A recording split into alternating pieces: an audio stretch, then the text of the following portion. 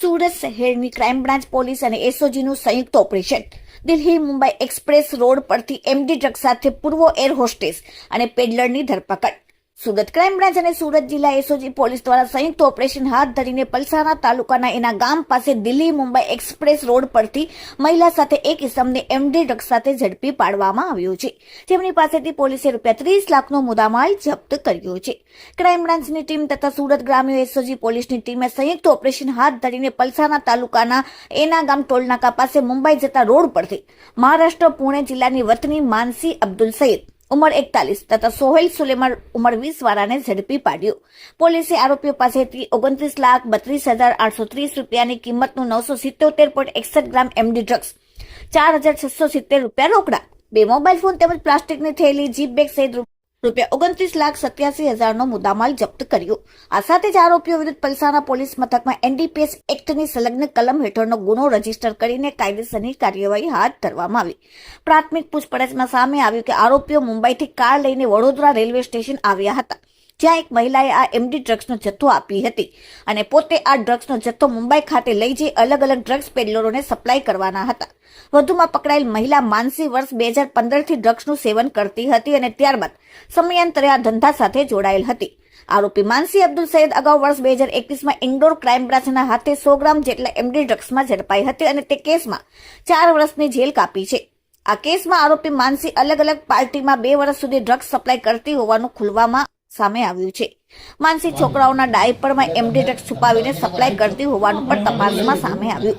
માનસીના પિતા અગાઉ air India ખાતે સિનિયર ટેકનિશિયન તરીકે કામ કરતા હોય છે. તેનો ઉછેર તથા અભ્યાસ મુંબઈ ખાતે થયો. પોતે ધોરણ 10 સુધી અભ્યાસ કરી છે અને એર ઇન્ડિયા કોલોની મુંબઈ ખાતે તેના પિતા રિટાયર થયા ત્યાં સુધી વર્ષ 2016 સુધી રહી છે. અગાઉ હરિયાણા, પંજાબ, દિલ્હી ખાતે તે સ્ટેજ શો આર્ટિસ્ટ તરીકે કામ કર્યું છે અને બેંગ્લોર ખાતે પણ 8 વર્ષ જેટલી રહી ચૂકી છે. માનસી ક્લાસિકલ ડાન્સ જાણે છે અને અગાઉ પોતે દુબઈ, સિંગાપુર, મસ્કત, બહેરીન ખાતે વિઝિટ પણ કરી છે અને તેણે કબૂલાત કરી હતી કે તે અગાઉ મલેશિયન એરલાઇન્સમાં એર હોસ્ટેસ તરીકે પણ કામ કર્યું છે અને હાલ એમ્બ્રોઇડરીના ધંધા સાથે સંકળાયેલ હતી. હાલ આ સમગ્ર મામલે પોલીસે કાયદેસરની કાર્યવાહી હાથ ધરી અને તેમાં કોણ કોણ સામેલ હતું, ડ્રગ્સ પેડલર ક્યાં ક્યાં સુધી ગયું હતું અને કેટલા લોકોને તે ડ્રગ્સ સપ્લાય કરતી હતી, તે તમામ અંગે પોલીસે તપાસ શરૂ કરી છે. Bureau report, daily India TV, Surat. Surat શહેર ક્રાઇમ બ્રાન્ચને ઇન્ટરસ્ટેટ ડ્રગ રેકેટ પકડવામાં ખૂબ મોટી સફળતા મળી છે. રાજ્યના નાયબ મુખ્યમંત્રી હર્ષ સંઘવી સાહેબ, ડીજીપી મલિક સાહેબની જે આખી એક પોલિસી છે ઝીરો ટોલરન્સ ટુવર્ડ ડ્રગ્સની બદીને નાબૂદ કરવા માટે ગુજરાત પોલીસ કટિબદ્ધ છે અને એ અનુસંધાને no drugs in Surat city એની થીમ ઉપર જે સુરત શહેર છેલ્લા 2 વર્ષથી સુરત શહેર પોલીસ કામ કરી રહી છે, એમાં એક ખૂબ મોટી સફળતા સુરત શહેર ક્રાઇમ બ્રાન્ચને મળી છે. એક આંતરરાજ્ય ડ્રગ નેટવર્કનો પર્દાફાશ કરવામાં આવ્યો છે. ક્રાઇમ બ્રાન્ચ ડીસીપી રોજિયા સાહેબ, એસીપી મોદી અને અમારા પોલીસ ઇન્સ્પેક્ટરોની આખી ટીમ છેલ્લા ઘણા સમયથી આ નેટવર્ક પાછળ મહેનત કરી રહી હતી અને એક ચોક્કસ હકીકત આધારે વડોદરાથી મુંબઈ તરફ જતો એમડી ડ્રગ, મેફેડ્રોન ડ્રગનો જથ્થો 1 કિલોથી વધુ જથ્થો એક કારમાં એ એક્સપ્રેસ હાઈવે પરથી પસાર થઈ રહ્યો છે. એની માહિતી મળતા સુરત શહેરની ક્રાઇમ બ્રાન્ચે સુરત એસપી રાજેશ ગઢિયા અને એમની જે ટીમ છે એસઓજીની ટીમ એ અમારી મદદમાં આવેલી હતી અને એક સંયુક્ત ઓપરેશનમાં સુરત શહેર ક્રાઇમ બ્રાન્ચ અને સુરત ગ્રામ્ય એસઓજીએ આ 2 આરોપીઓને 900થી વધુ ગ્રામ, ટોટલ 977 ગ્રામ મેફેડ્રોન, જેની કિંમત ₹30 લાખ જેટલી છે, એ પકડી પાડવામાં મોટી સફળતા મળી છે. જે પકડાયેલા આરોપીઓ છે એ માનસી અબ્દુલ સૈયદ. માનસી પોતે હિન્દુ છે અને એ મુસ્લિમ વ્યક્તિ સાથે મેરેજ કરેલા છે, જેનું નામ માનસી અબ્દુલ સૈયદ 41 વર્ષની છે અને સાથે જે બીજો આરોપી પકડાયો છે સોહેલ સુલેમાન શેખ, જેની ઉંમર 20 વર્ષ છે. આ બંને આરોપીઓ અત્યારે મુંબઈના રહેવાસી છે. એ સાંતાક્રુઝ ઈસ્ટ મુંબઈમાં રહે છે. બંનેના આજુબાજુમાં જ ઘર છે અને ઘણા વર્ષોથી એકબીજાને ઓળખે છે.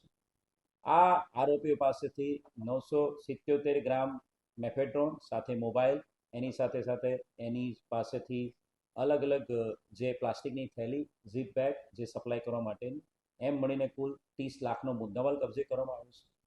પ્રાથમિક જે પૂછપરછ કરવામાં આવી છે માનસી અને સોહેલની, એમાંથી એ ખબર પડે છે કે ભાઈ વડોદરા રેલવે સ્ટેશન પર કોઈ એક મહિલા એમને આ ડ્રગનો જથ્થો આપ્યો હતો. એ લોકો મુંબઈથી બાય કાર, ભાડાની કાર સાથે એ લોકો મુંબઈથી નીકળ્યા હતા વડોદરા એક મહિલા પાસેથી એમણે આ ડ્રગનો જથ્થો, રેલવે સ્ટેશન પાસે એક મહિલા પાસેથી આ ડ્રગનો જથ્થો લીધો હતો અને આ ડ્રગનો જથ્થો એ મુંબઈ લઈ જઈને એ પોતે અલગ અલગ વ્યક્તિઓને સપ્લાય કરતા હતા, ડ્રગ પેડલર તરીકે કામ કરે.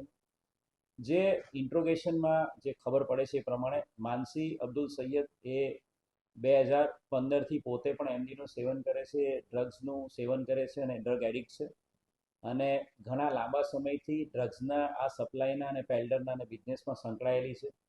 આની પહેલાં પણ ઇન્દોર ક્રાઇમ બ્રાન્ચ છે અને 2021માં 100 ગ્રામ એમડીના ડ્રગ્સ સાથે પકડેલી છે.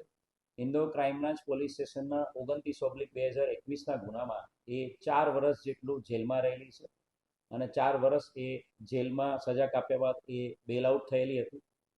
એની જે પૂછપરછ કરી ત્યારે જે ઇન્દોરમાં એ જે 100 ગ્રામ એમડીના જથ્થામાં પકડાયેલી હતી 2021માં, ત્યારે એવું ખબર પડે છે કે મધ્યપ્રદેશના અલગ અલગ જિલ્લાઓમાં એ પાર્ટીઝમાં આ ડ્રગ સપ્લાય કરતી હતી અને 2-3 વર્ષ સુધી મધ્યપ્રદેશમાં એક્ટિવ હતી અને ઇન્દોરમાં 31 ડિસેમ્બરની પાર્ટીમાં સપ્લાય કરવાના ઈરાદે એ નાના નાના બાળકોના ડાયપરમાં આ ડ્રગ સપ્લાય કરવાનું કામ કરતી. ત્યારે એની ધરપકડ 2021માં ડિસેમ્બર મહિનામાં થયેલી હતી. એટલે ઇન્દોરના અલગ અલગ જિલ્લાઓમાં 2 થી 3 વર્ષ સુધી ડ્રગનું જે નેટવર્ક હતું એનો પર્દાફાશ એને પકડવાથી થયો હતો અને ઘણા સમયથી એની પર વોચ ક્રાઇમ બ્રાન્ચની હતી. માનસીની પૂછપરછ કરતાં એવું ખબર પડે છે કે પોતે પહેલાં મલેશિયન એરલાઇન્સમાં એર હોસ્ટેસ તરીકે પણ કામ કરી ચૂકેલી છે અને પહેલાં એ અલગ અલગ કન્ટ્રીઝમાં પણ અલગ અલગ 7 થી 8 કન્ટ્રીઝમાં પણ એ જઈ આવેલી છે. એટલે સાતીર અપરાધી છે. છેલ્લા 10 વર્ષથી ડ્રગ્સના નેટવર્કમાં જોડાયેલી છે અને જેલની સજા પણ કાપી ચૂકેલી છે. એક ખૂબ મોટી સફળતા આ બે આરોપીઓ માનસી અબ્દુલ સૈયદ અને સોહેલ સોલેમાન શેખને પકડીને આંતરરાજ્ય ડ્રગના નેટવર્કને તોડી પાડવામાં સુરત સહાયક ક્રાઇમ બ્રાન્ચને મળી છે.